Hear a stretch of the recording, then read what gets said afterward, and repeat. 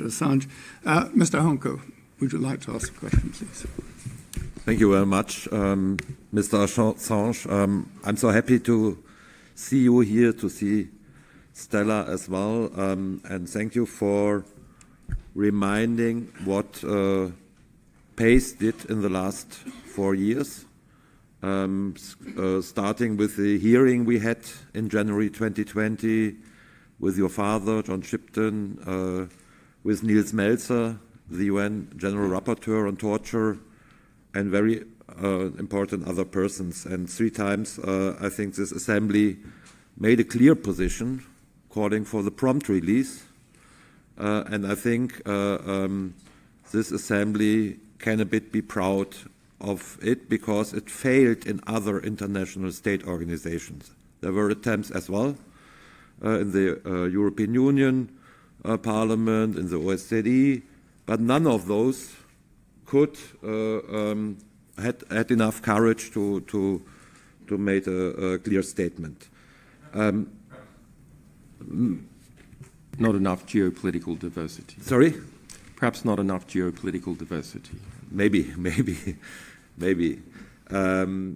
So I'm very happy. Maybe a question on the extra juridical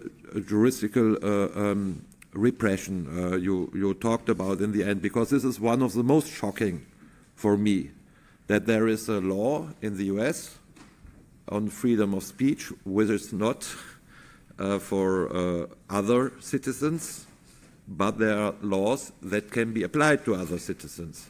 What could we do as Parliamentary Assembly or as Council of Europe, of European states, to counter this?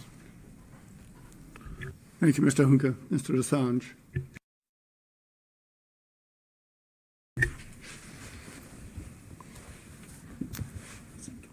In the final UK High Court case, which I won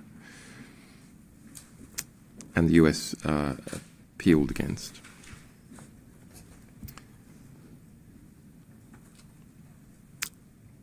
I won under the basis of nationality discrimination. That is, in the UK Extradition Act, you're not meant to discriminate at trial or during a penalty phase against someone on the basis of their nationality.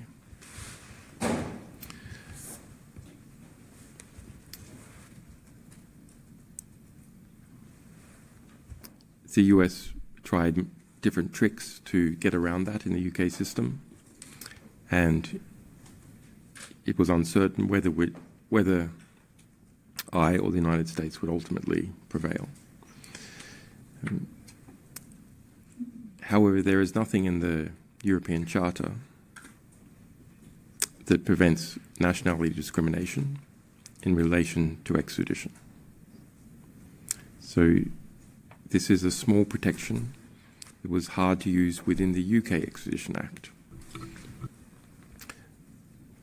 But it's not clear that it exists in most European states.